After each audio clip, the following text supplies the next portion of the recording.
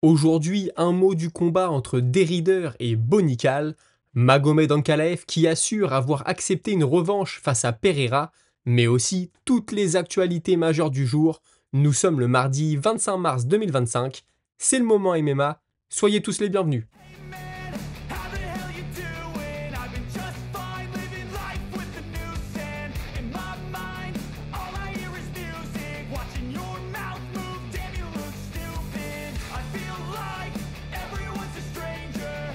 Small talk with your narcissist. Reiner Derrider, il aurait déjà aimé, à ce stade de sa carrière à l'UFC, affronter un combattant du top 5. Finalement, il se retrouve avec Bonical, qui pour le coup n'est pas dans le haut de la catégorie, mais dont le nom, d'après Derrider, sonne comme celui d'un top 5. Et puis, en cas de victoire, il a bon espoir d'accéder à ce genre de combat. L'objectif, ça va être de forcer Nikal à lutter et de ne pas faire, par exemple, ce qu'avait fait Paul Craig, à savoir rester debout et du coup proposer un combat de kickboxing. Et puis il ne s'en cache pas non plus, hein. Si dans une phase de lutte, l'opportunité se présente de lui attraper la nuque et de le soumettre, un peu sa spécialité, hein, il ne va pas s'en priver. Moi personnellement, hein, si c'est le cas, si vraiment ce combat va au sol, je pense qu'on peut avoir une assez belle opposition, même si comme on l'a déjà vu, hein, par le passé, si on a le lutteur qui prend une position dominante et qui n'en fait pas grand-chose, qui la maintient seulement sans chercher la soumission, ça peut parfois être assez long à regarder. Ça n'est pas ce que je souhaite, bien sûr. Et puis Derrider, quand il voit Bonical aujourd'hui, il se voit lui il y a quelques années avec cette arrogance, hein, que peuvent avoir les combattants invaincus, parfois en tout cas. Lui, à un stade de sa carrière, il était à 16-0, il finalisait tous ses adversaires quasiment. Le One, hein, l'organisation dans laquelle il combattait à l'époque, n'avait plus personne à lui opposer. Il se sentait quasiment indestructible, pardon, et il le dit, j'avais l'impression que j'étais né pour combattre, que c'était ma destinée et que je ne perdrais jamais. Donc il a fait le choix de monter de catégorie, avec du succès dans un premier temps, et puis ensuite les choses se sont gâtées pour lui, et c'est ce qui explique, hein, toujours d'après lui, qu'il soit un peu plus humble aujourd'hui. Et puis on a fini avec une question assez intéressante. Ça fait un moment que la Big League, l'UFC, ne s'est pas rendu chez lui aux Pays-Bas. Est-ce qu'il a entendu des bruits de couloir? Est-ce que possiblement il pourrait être celui qui ramène l'UFC là-bas? Il répond avec le sourire, j'ai l'impression en écoutant l'interview qu'il y a déjà eu des discussions, et il dit que possiblement, s'il continue à gagner, alors peut-être que l'UFC fera le déplacement en Europe. Son adversaire, hein, maintenant Bonica, lui de son côté, il voit des similitudes entre Derrider et son ancien adversaire, Paul Craig. Tous les deux, ce sont des grappleurs, mais la différence d'après lui, c'est dans leur style de striking. Ils n'ont pas vraiment la même approche, et ça pourrait faire toute la différence. Il estime aussi qu'affronter Derrider, c'est bon pour sa carrière. Déjà, il est sur une série de victoires, et puis en plus, c'est un ancien double champion, dans une autre organisation, hein, certes, mais un ancien double champion quand même. Il aimerait Bonical être un peu plus actif, mais il explique que c'est pas facile de trouver un adversaire, parce que lui, il veut forcément combattre des gars qui sont devant lui au classement, mais la plupart refusent parce qu'ils auraient, toujours d'après lui, trop à perdre, et ils ne veulent pas être celui qui fait monter la jeune sensation, qui accepte de prendre un gars derrière lui au classement, qui perd et en fait qui sert de tremplin à Bonical. Par contre, bien sûr, hein, s'il acceptait d'affronter des non classés, alors ce serait différent parce que pour le coup, tous ont envie de se faire un nom en le battant, mais ça n'est pas le but pour lui. Et puis enfin, cette confrontation, elle aura lieu en Iowa. C'est un état que lui, Bonical, il connaît bien, puisque quand il était lutteur universitaire, il a une énorme carrière de lutteur universitaire.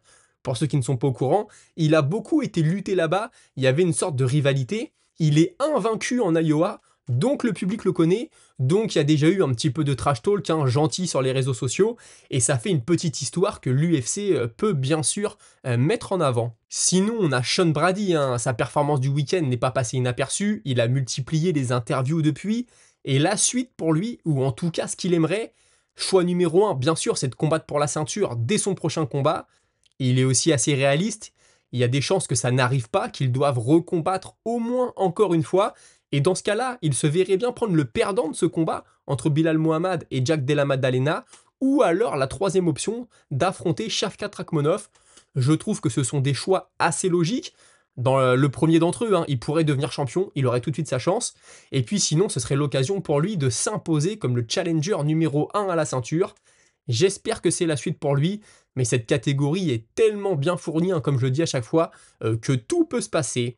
On a maintenant Magomed Ankalaev qui nous fait une sortie sur les réseaux sociaux. Est-ce que c'est lui? Est-ce que c'est son manager Ali Abdelaziz? Je ne sais pas. En tout cas, on va partir du principe que c'est son camp, que c'est lui, parce que Joe Rogan nous a appris que d'après ce que lui avait entendu, Alex Pereira, lors de leur combat, un Pereira contre Ankalaev, avait une main cassée et aussi un norovirus, et que donc il n'était pas à 100% dans l'octogone, ce qui a plutôt énervé Magomed Ankalaev, et je peux comprendre, parce que ce qu'il répond, c'est que quand on monte dans la cage en tant qu'athlète professionnel, on n'est jamais à 100% et qu'il faut garder ses excuses pour soi, et qu'en tout cas, lui, on lui a offert la revanche contre Pereira pour le mois d'août, il a déjà dit oui, mais par contre, si Pereira n'est pas prêt, ou si Pereira n'accepte pas, il est prêt à affronter n'importe qui, peu importe, ça ne fait pas vraiment d'importance pour lui, et c'est une bonne nouvelle, la division, la catégorie ne va pas être bloquée pour trop longtemps, et les choses devraient pouvoir se décanter.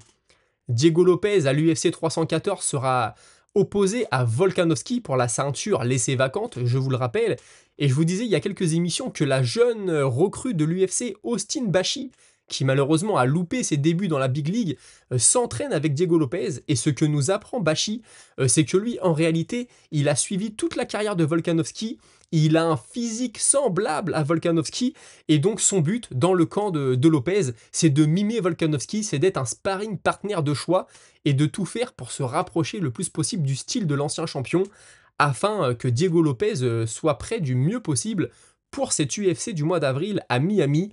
Et je vais maintenant vous parler de Volkanovski. Cette petite vidéo est sortie de lui en train de sparer avec Jack Della Maddalena.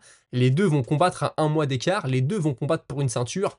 Un en poids plume, Volkanovski, et un en poids welter, moins de 77 kg, pour Jack Della Maddalena. Encore une fois, un camp d'entraînement plutôt 5 étoiles. Ilia Topuria, justement, qui a laissé cette ceinture vacante chez les poids plumes, il est revenu un peu sur les raisons qui l'ont poussé à ne plus combattre en poids plume, ou en tout cas à abandonner cette ceinture.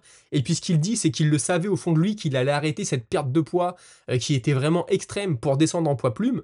Donc qu'il allait combattre chez les poids légers et qu'il ne voulait pas bloquer la catégorie, qu'il y a énormément de combattants qui s'entraînent tous les jours et qui combattent tout comme lui pour leurs rêves, pour devenir champion. Et s'il avait gardé la ceinture, ça aurait été un choix assez égoïste. Et puis de toute façon, à part ça, il n'a pas besoin d'une ceinture pour savoir qu'il est le meilleur. Le début de la déclaration était très bonne, à la fin on sent cette petite pointe d'arrogance qui le caractérise, mais c'est en tout cas, je trouve, un mouvement assez classe de sa part. Arman Tsarukyan lui aussi a tweeté une nouvelle fois « Big news coming soon », donc on devrait avoir l'annonce de son prochain combat assez prochainement. Je ne pense pas que ce sera pour la ceinture, malheureusement, Dana White l'a en travers de la gorge, hein, son forfait de dernière minute au mois de janvier, mais peut-être un combat contre Topuria ou Oliveira, je ne sais pas, mais en tout cas, il y a de belles choses à faire dans l'élite de cette catégorie. Tom Aspinall, lui aussi, nous en dit un peu plus sur sa situation. Il a rencontré l'UFC, tout s'est très bien passé, il comprend maintenant sa position dans la catégorie, il comprend quel est le plan de la société, quel est le plan de l'UFC pour lui et pour la suite, et puis il nous dit de rester connecté, parce qu'une très grosse nouvelle pourrait tomber très prochainement. L'UFC a aussi déclaré que le combat contre John Jones était plus ou moins fait, mais c'était pas encore officiel, mais qu'en tout cas il semblerait que tous les indicateurs soient au vert. Espérons que ça se réalise et surtout que ça se fasse assez vite et pas pour le mois de décembre à la fin de l'année. Ce serait quand même, je pense, assez gênant. Henry Cerudo, lui, a déclaré qu'il n'en avait pas fini avec le combat. En tout cas, qu'il lui restait encore un combat dans le ventre et ce sera sa prochaine apparition à l'UFC sera le dernier combat de sa carrière. Jan Blachowicz, qu'on a vu s'incliner ce week-end de très peu, hein, c'est pas passé loin. Beaucoup d'entre vous pensaient qu'il était vainqueur. Moi aussi, très honnêtement, je pensais qu'il en avait fait assez. Il a fait une petite sortie, en gros il explique que ça lui avait énormément manqué, qu'il avait adoré son camp d'entraînement, que tout s'était très bien passé, donc il n'y a pas d'excuse. Il pensait lui aussi s'être imposé. Voilà, maintenant ça reste une défaite et ça sera affiché à son palmarès. C'est ce qu'il a déclaré. Il a senti aussi beaucoup d'amour de la part des fans à Londres pendant toute la semaine du combat. Il a été beaucoup abordé dans la rue, etc. Donc ça lui a fait très plaisir et donc on risque de le revoir très prochainement. Demetrius Johnson, ancien roi, ancien empereur de la catégorie des flyweight à l'UFC, il a régné sans partage pendant un long moment. Ensuite, il a décidé de partir au ONE FC. Il est revenu un peu sur les raisons qui l'ont fait prendre sa retraite. En réalité, il avait accompli tout ce qu'il voulait accomplir, champion de l'UFC, champion du ONE. Donc il a commencé à se poser les bonnes questions. Il a pris aussi conseil auprès de Georges Saint-Pierre et Georges Saint-Pierre lui a dit si tout ce qui t'inquiète c'est l'argent, il y a des milliers de façons de faire de l'argent. Il s'est aussi rapproché de Khabib, Khabib lui a dit la même chose.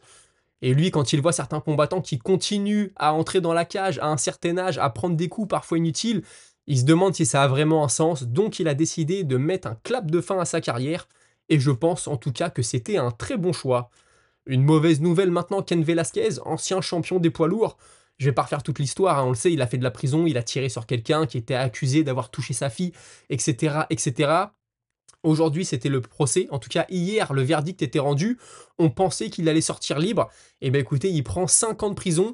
Comme il a déjà passé du temps derrière les barreaux, il ne lui resterait plus que 2 ans à faire. Est-ce qu'il va faire appel? Je ne sais pas. En tout cas, toute la communauté, tous les combattants MMA se mobilisent sur les réseaux sociaux en expliquant que c'est une injustice totale, que ça n'est pas normal. En tout cas, Ken Velasquez pourrait donc retourner en prison. Bien sûr, je ne le souhaite pas. Et puis on termine d'ailleurs, avant de finir, pensez à liker, vous abonner, c'est gratuit pour vous et c'est le meilleur service que vous pouvez me rendre de me faire monter dans l'algorithme qui en ce moment, je l'avoue, n'est pas très sympa avec moi, je comprends pas trop, je suis beaucoup moins mis en avant, je vois le nombre d'abonnés qui monte beaucoup moins vite, les vues c'est pareil. Écoutez, on va continuer et ça viendra avec le temps. Et cette dernière news, elle est du côté de la boxe anglaise et Ryan Garcia qui se dit prêt à affronter Jake Paul.